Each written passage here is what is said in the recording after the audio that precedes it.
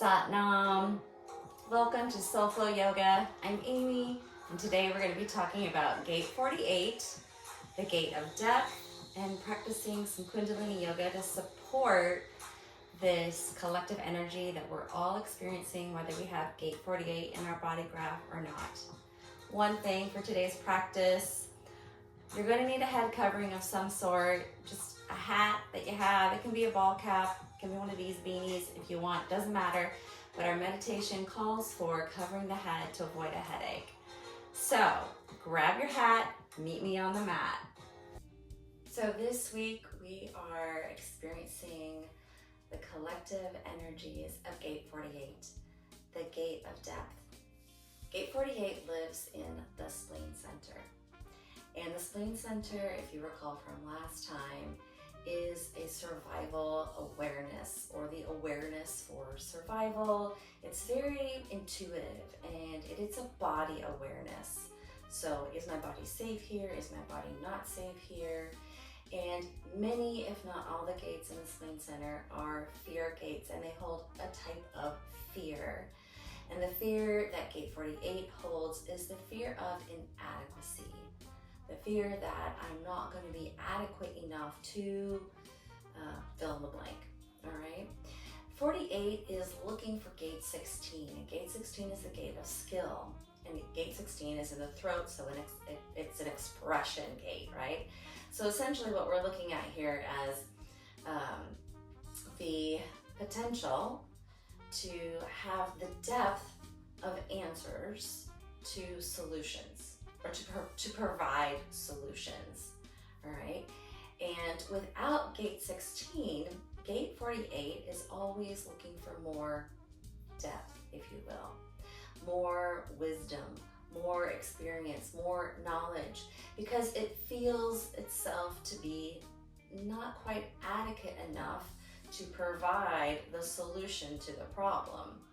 When in fact, that depth of wisdom, that depth of resourcefulness is always there. It's just that it's always looking for the 16 to express itself. Now, don't really need to go searching for Gate 16. You don't need to go in search of, I think of like someone who is constantly signing up for course after course after course because they don't feel quite adequate enough. And they feel like if I take this course, I'll feel adequate. If I take this other course, then I'll feel adequate. Like they'll have enough, they'll have collected enough wisdom, knowledge, experience through all these various courses to finally get up and share their wisdom, right? Or their knowledge or their solutions to the problem.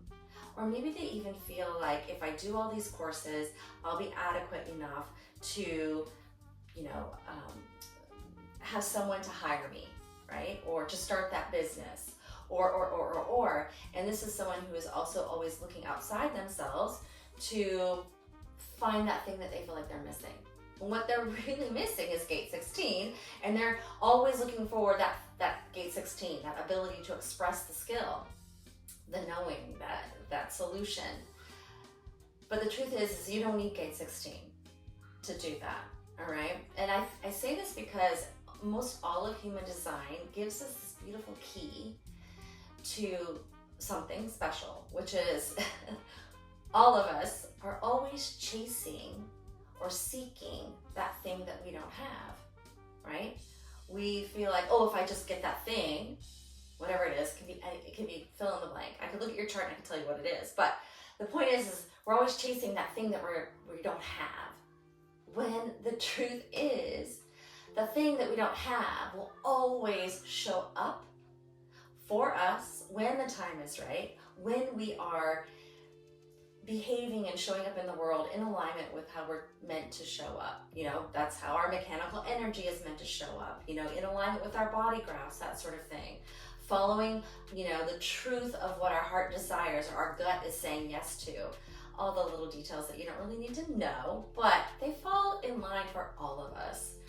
So when we are in alignment and we're acting, in the right, correct way for our strategy and our type and all these other things that are very much human design type words, that gate 16 shows up. So we don't have to chase it, we just have to drop in and trust that it will show up when the time is right.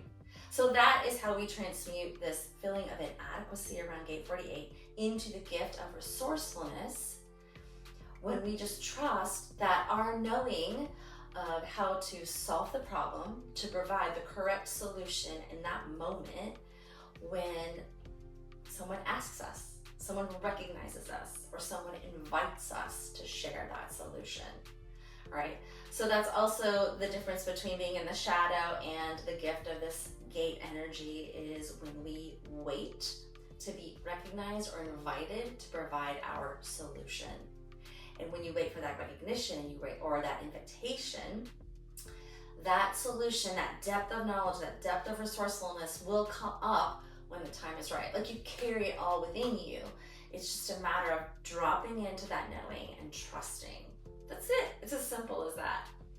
The other thing that's really, I think, interesting to know is in my research around the gene keys and the gene key 48, it brought up the fact that this gate is very much a conditioned gate. So if you have this gate, you're very susceptible to conditioning in your lifespan from 7 years old to 14 in that 7-year cycle. Last week's gate was very susceptible from 0 to 7. So it's very interesting. And of course, who are most susceptible to conditioning during that time frame? Our parents and perhaps our teachers, but mostly our parents. And what we're seeing here is that, and we're not blaming our parents, we just want to be aware of where this inadequate feeling might be coming from. So if you had a parent who felt very inadequate and they were, they were in the repressed state of this feeling of inadequacy, they were maybe somebody who was constantly looking for, like, oh, and they were saying to you, you've got to take these courses, and you've got to do this, and you've got to get this degree, and you've got to have the MD behind your name, and you've got to do blah, blah, blah, blah, blah. And they were constantly searching and trying to gather all these, courses and titles, and I'm just thinking of like things that you put on the wall that say, I'm gonna look at all the things I did, look how knowledgeable and wisdom I am. Like, I don't know how to say it, but you look at all the things that I did. Kind of like that kind of thing. And I'm not throwing shade on that either. Like, if that's what you like to do and that makes you feel good, awesome. But I'm just saying, you don't need to do that to know that you carry within you that super, super depth of knowledge and wisdom and an innovative solution to a problem, all right? And this is part of a stream that's all about finding solutions to problems. It's very future focused too. So you're seeing patterns, you can recognize patterns, you know when a pattern isn't quite right, and you're like, oh, I have an idea of how to fix this for the greater good of the collective. Collective energy here, people. We're not talking about the individual. This isn't for you and about you. Like, we make it about us, and that's probably when we get stuck in the shadow, but it really is, it's energy that's meant to be used for the collective, to help move the collective forward, to evolve into a really good place. Now, another shadow side of this energy that you may have seen from a parent or witnessed, and it can be very subtle, like it just, you're like, oh, I witnessed that, it's like, it happens and it penetrates your aura when you're in this 14-year-old time span.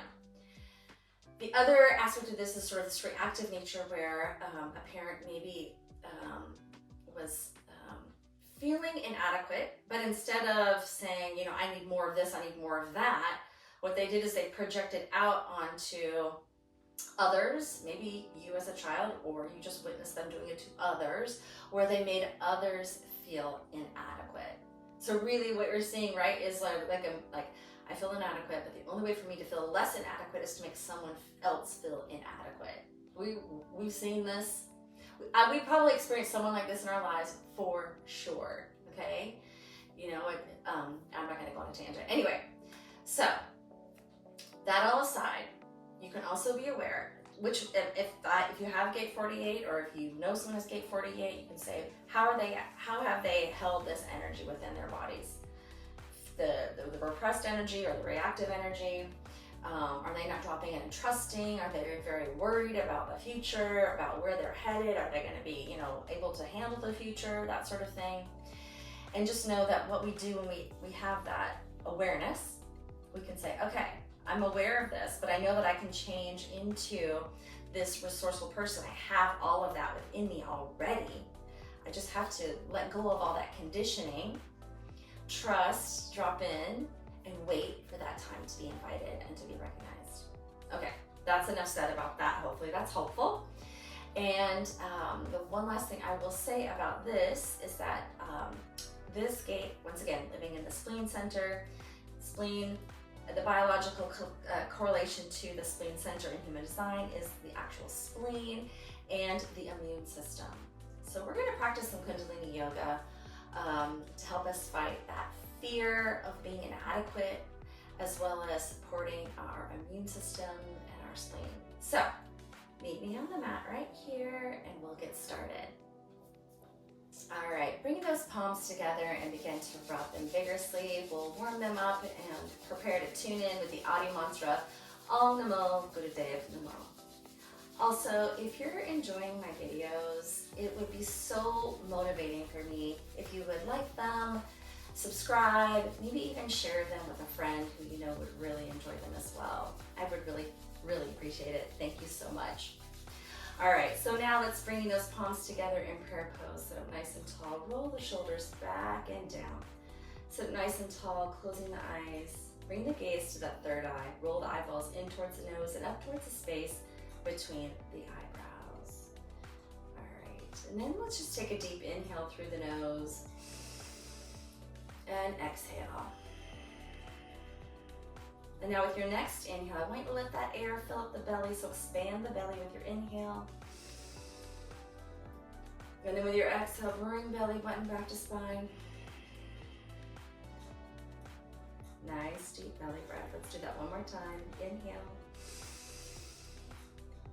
And exhale. And with our next inhale, we will tune in. Here we go. Om Namo Gurudev Namo. Om Namo Gurudev Namo. Om Namo Gurudev Namo. Big deep inhale through the nose. Pulling that breath in, squeeze that root block, that's your pelvic floor, those sex organs. Squeeze and pull the energy up. Feel it climbing all the way up the spine to the top of the head. And then exhale, let those hands come down, resting on top of the knees, and gently open the eyes. All right, let's just do a little warm up. So turn those palms face down on top of the knees, and we'll just begin with Sufi circles. So we circle in that pelvic ball. Inhale, circle forward. Exhale, circle back.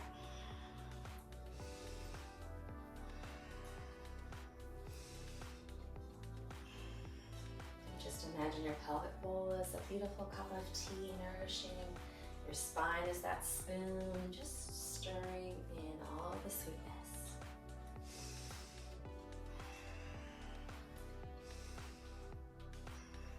And reverse the direction.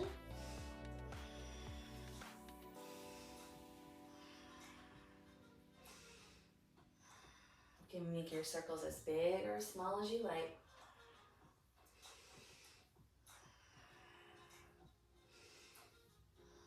And now with your inhale, let's bring ourselves back to neutral spine. And exhale. All right, beautiful. We're going to do a little bit of breath work before we begin, because once again, we're going to strengthen our immune system. So from here, we're just going to take our fingers into Gyan Mudra, which is pointer finger and thumb tip touching, and they just rest on top of the knees. Now we're going to stick our tongues out as far and wide as we can, and we're going to do what's called dog breath. So breath of fire is just like panting like a dog, but with the mouth closed, and dog breath, okay, I don't know where these names come from, is with the mouth open and the tongue hanging out, just like you see a dog when they pant, all right, and the belly pumps. So again, a nice tip that I like to offer is you always bring the belly button back when you exhale, and when you focus on the exhale, that inhale happens naturally. So let's go ahead and sit up nice and tall, close the eyes, and you bring your gaze again to that third eye, and stick out the tongue, Let's start slowly. And as you exhale, pull the belly button back.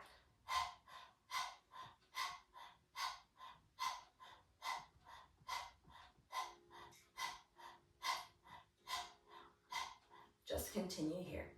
Find a pace that works for you as well.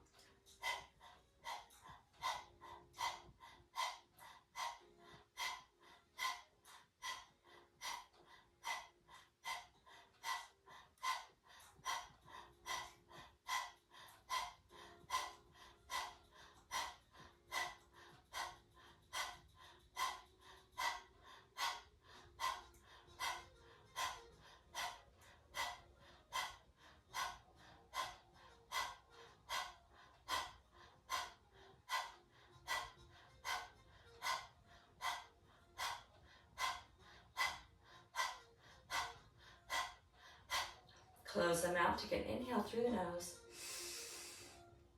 Hold at the top. And exhale. Keep the eyes closed. Just go inward and notice what you notice. Any tingling sensations you feel, hands, feet, so normal. That means you're doing it right. Again, let's take a big inhale through the nose. And exhale, nose. Gently open the eyes. All right. And now we're going to bring ourselves onto our feet. Come up to standing. So we're going to begin our Kriya. And from here, we're going to bend the knees. Hopefully you can see me. Bend the knees and then bring your back. So you're bending in the hips forward. Bring your back so that it's parallel to the floor. You can bring your hands to the top of the thighs, or if you'd like to bring them behind the calves, you can do that as well, or the front of the shins, whatever feels comfortable. Now bring your spine to neutral. We're going to do cat-cow in this position. So with the cow, we inhale, lift the chin, and drop the belly. And then with the cat, we exhale, we bring the chin to the chest, scooping out that belly. All right, so let's just go slowly. Inhale up, exhale down.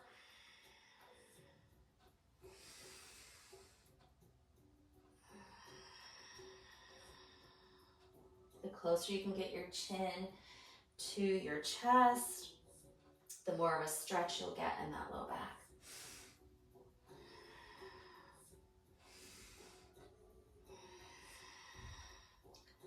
Now let's see if we can go a little faster here. Powerful and audible breath through the nose.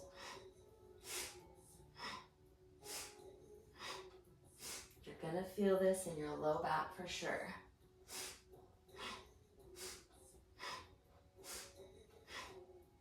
You're gonna feel this in your kidney area as well. That's where a lot of the fear lives, as well as the liver.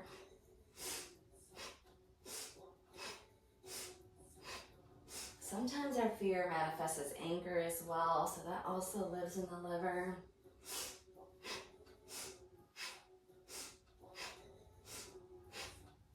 One more, and then we bring ourselves to neutral with our inhale. And exhale, go ahead and round the back. Slowly roll yourself up one vertebra at a time. Neck, head, last thing to come up. And then bring your hands to your hips. So we're gonna do torso rotations. We're gonna circle clockwise.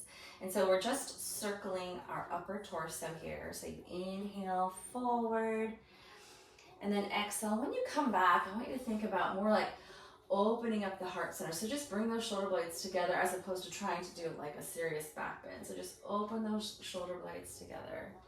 Trying to bring them together, that is. Inhale forward, exhale back.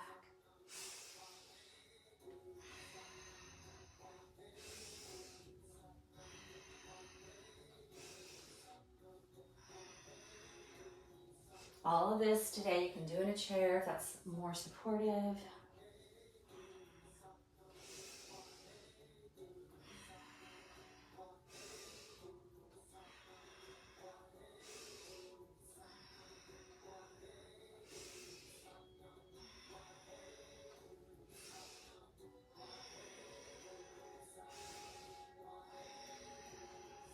can go at your own pace.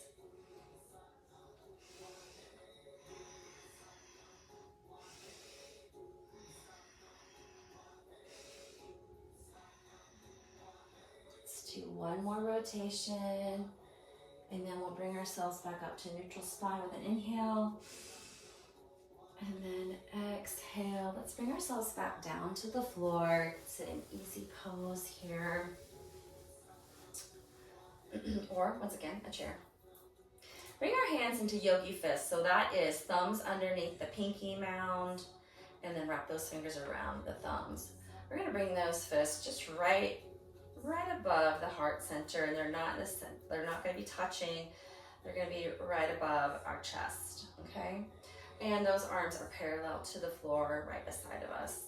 We're going to initiate this movement with our navel center. I also want you to slightly engage that well, you already do your deep abdominals, but your root lock, which engages that deep girdle abdominals that we all carry.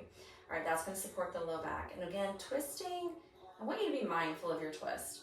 It doesn't have to be big to be effective, all right? It doesn't have to be big to be adequate. You just, whatever works for your body, right? Whatever your body is able to do in this moment in time is exactly what it should be doing, all right? So we're gonna keep our neck and our head in line with the entire spine as it moves. We're gonna inhale left, exhale right. Here we go.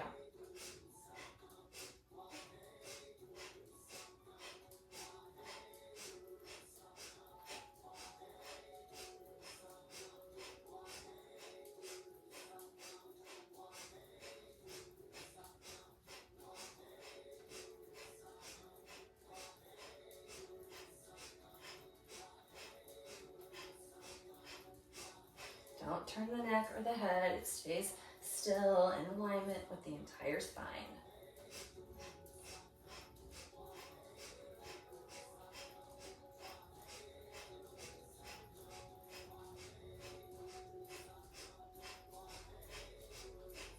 On your next inhale, inhale yourself back to center. Hold that breath at the top. And exhale, open the hands, wiggle the fingers. Just let those hands come down here and just rest on top of the knees.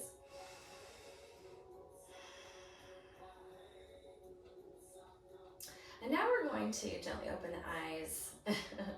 And again, bring those hands back into those yogi fists. And just open and close here for just a moment. All right, and now we're gonna bring those arms up to 60 degree angle. Shoulders up towards the ears, and then press them away from the ears. Lock that in place. Palms face each other, all right? Now from here, we're just going to take those fingers, thumbs are not included here, they just stick out. We're just gonna take the fingers, the 4 fingers, and we're gonna slap them against our palms while they're up at that 40-degree angle, all right? Close the eyes, gaze at the third eye, and begin giving yourself a high 4, if you will. All right, here we go. No need to control the breath, just let it be whatever it wants to be. Opening and closing.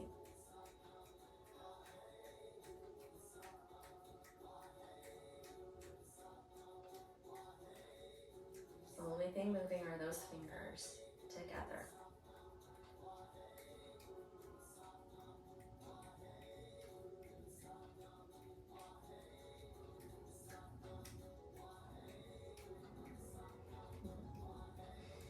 This is a funny little asana. It sneaks up on you, doesn't it? You're like, oh, that's easy.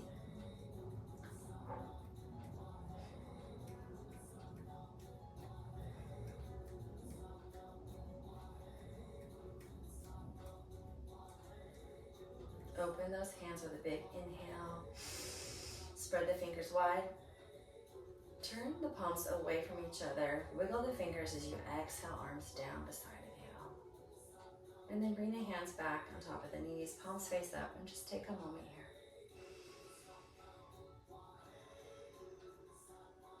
Going inward, I want you to just notice what you notice. Where do you feel the vibration, the sensation? That's your energy. It's beautiful.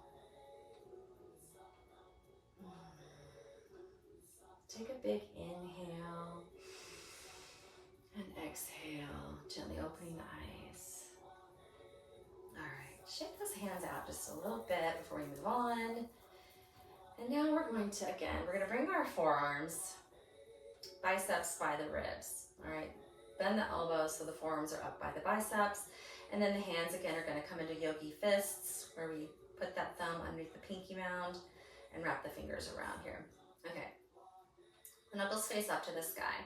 We're inhaling here, and then I want you to exhale and punch to the side, making sure that you're not gonna punch a wall or a plant or something fragile, all right? So let's go ahead and begin. Sitting up nice and tall, eyes are closed, gazing at the third eye. Inhale here, exhale, punch. Now when those forearms come back to you, I want them to hit your rib cage, all right?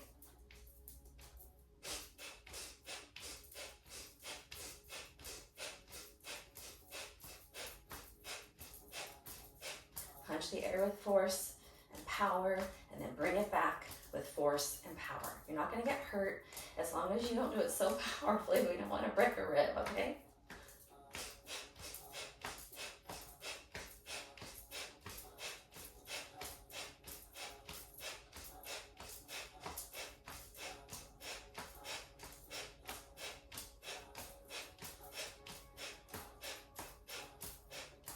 Imagine that you're just beating down that wall of fear, all that conditioning that you have carried around for so long. Time to get rid of it. Everyone was doing the best that they could in that moment, and now you're ready to do better, okay? Here we go.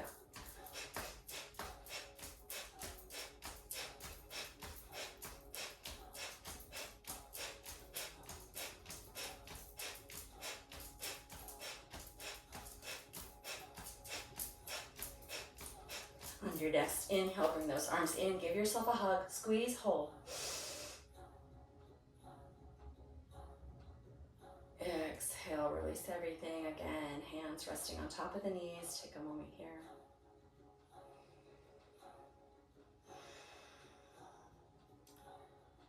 Take an inhale and exhale. Gently open the eyes. All right, now we're gonna do something a little bit fun, hopefully. Bring those arms in front of you, parallel to the floor. Okay, all right, palms face forward for just a moment. Bring those thumbs again to pinky mound, make your beautiful fists. All right, so knuckles are facing forward. With your right hand, you're going to move your wrists clockwise. Wrist clockwise, all right? And then pause for just a second. The left is going to move counterclockwise, okay? We're gonna do this together though, all right? So as right goes clockwise, left goes counterclockwise. This is not like patting your head and rubbing your belly. You can do this, all right? They come together, they come apart. They come together, they come apart. All right, so check the shoulders here.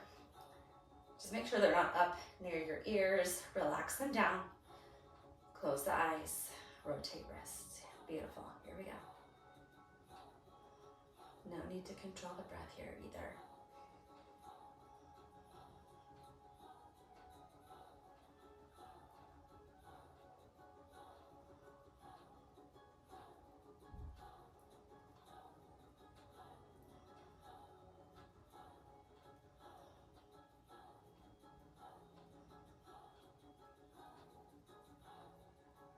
Inhale, hold the hands. Hold. Exhale, lower the arms. Let the hands drop wherever they want to. Take a moment. Beautiful work. Take an inhale. And exhale. Gently open the eyes. All right, now we're going to come into a crow squat. So, stacked blankets. A pillow, a mat, fold it up. If you can't get your feet flat on the floor, right? So stack like this would work. That's where your heels that's where your heels will go, right? So you're gonna start in this crow squat. Now, if you can't come down this far, bring the floor to you, right? Once again, pillows, meditation pillow. You can add another pillow, make sure it's stable. So, right, if you need to have that support for your bottom, once again, you're bringing the floor up to you to make this work for you, whatever that is. The other option too is to start in a chair, okay? If that's where you're at, great, start in a chair. So once again, these yogi fists are gonna come right in front of, actually they're gonna come a little closer to like sternum, and they're gonna come maybe an inch apart from each other. Last time we had them a little bit further, now we're gonna bring them closer, right? Kind of on top of the heart center there. All right, bring the shoulder blades back together so the heart is open. And then from here, we're gonna inhale, push the floor away, stand up. Exhale, come back down to that crow squat. And then inhale back up. You're gonna get your squats in today. If you feel comfortable enough closing the eyes, go ahead and do that. If not, find a spot on the wall or the floor and focus in on that, okay? Maybe you even mentally chant Sat on the inhale and Nam on the exhale, which means truth is my identity. Let's go.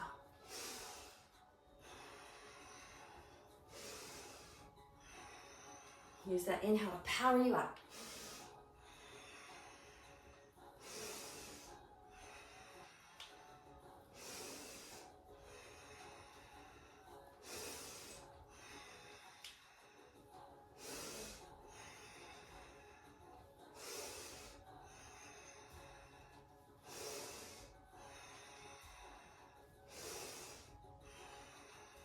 We've got one more to go.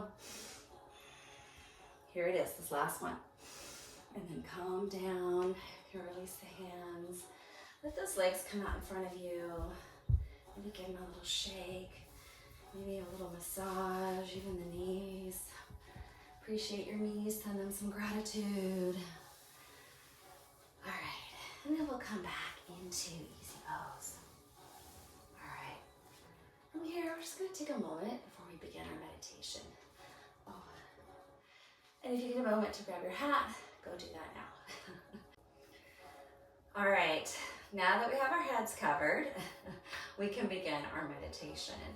So what we're going to do is we're going to be doing a meditative pranayama, and we're going to be doing breath of fire. Now I kind of alluded to this a little bit earlier. Breath of fire is that inhale, exhale, that's at a pretty, rapid pace compared to how we normally breathe.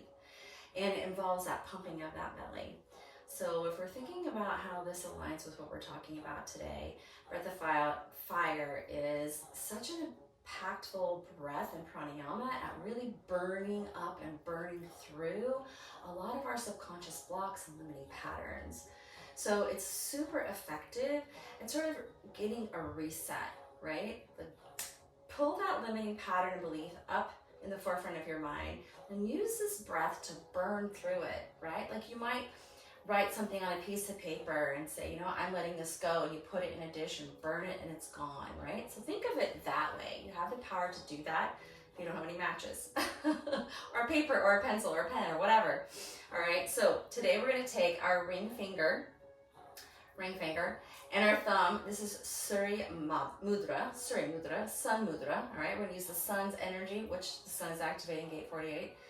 Anyway, that's coming up to in front of the shoulder here, right? So our arm is elbows bent and the biceps by the rib cage.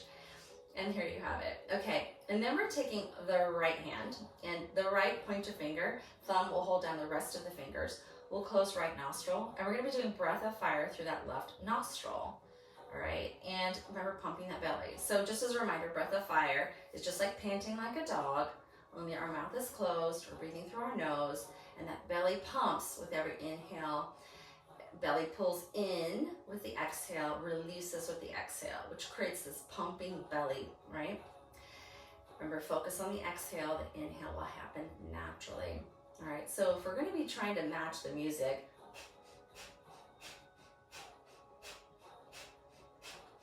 this is kind of the pace we're gonna be looking for, okay?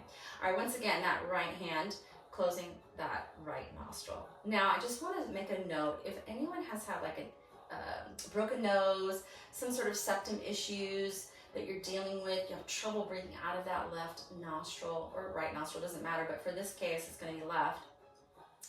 what you can do is you can actually use your thumb to close the right nostril, and then you can use your ring finger to actually, I don't know if you can see me, but you use it to sort of pull the skin away from the nose, and that helps to open up that nasal passage, that left nasal passage.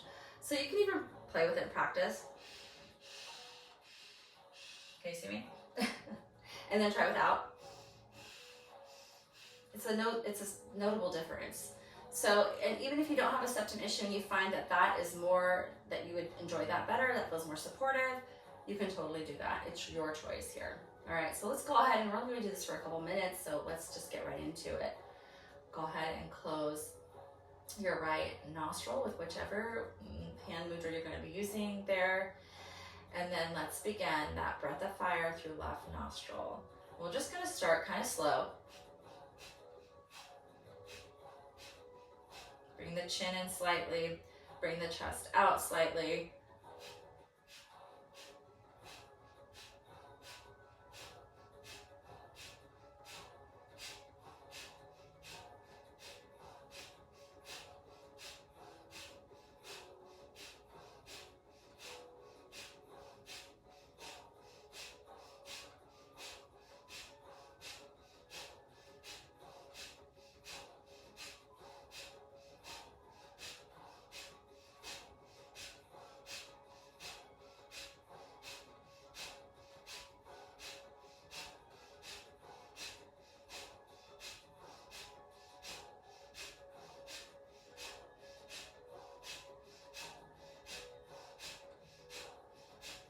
Left nostril is connected to the right side of the brain.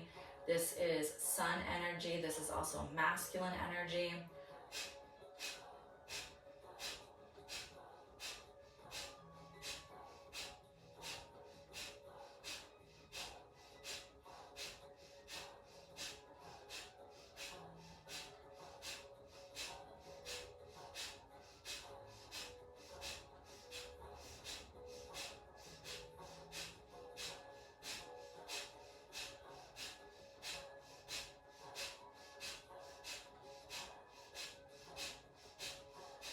Now see if you can go a little bit faster with your breath of fire.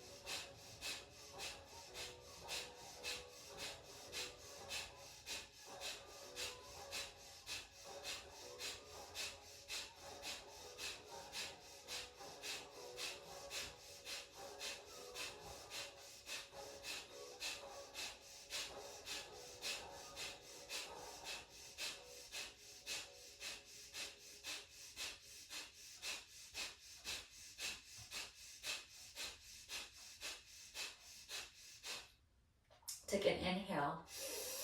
Hold that breath in, and while you're doing that, bring those fingers, interlace them together in front of the face. Forearms are down. Now try and pull those fingers away from each other, but don't let go.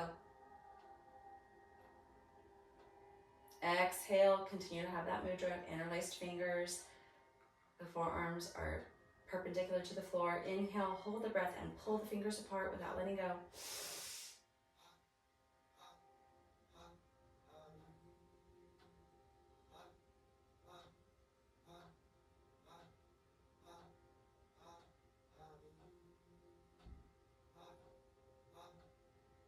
Exhale, last time, same thing. Inhale, hold that breath in. Pull the fingers apart without letting go. Try to pull them apart, but don't.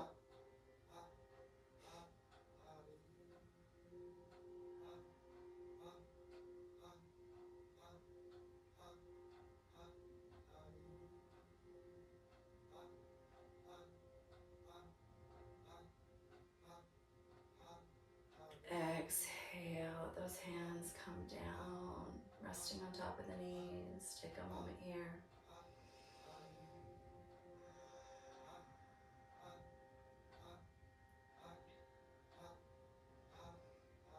Take a big inhale through the nose. And exhale, gently open the eyes. A total reset, feels so good. All right, that was a wonderful practice, but now we need to seal that practice. So we seal our practices with reverence, to show them reverence, show ourselves reverence, to show reverence for the history and the ancient technology of Kundalini Yoga and those who brought it to us. So bring the palms together, begin to rub them vigorously. We're going to tune out with one long sat nam, and then I'll give you the final blessing. So bring the hands into prayer pose, roll the shoulders up, back, and down, all right? Lengthen the spine, bring the chin back just a little bit in that gentle neck lock. Close the eyes, gazing at the third eye. Take a big deep inhale, fill the belly with air, and exhale. Again, just like that, inhale, and exhale. And now we inhale to tune out.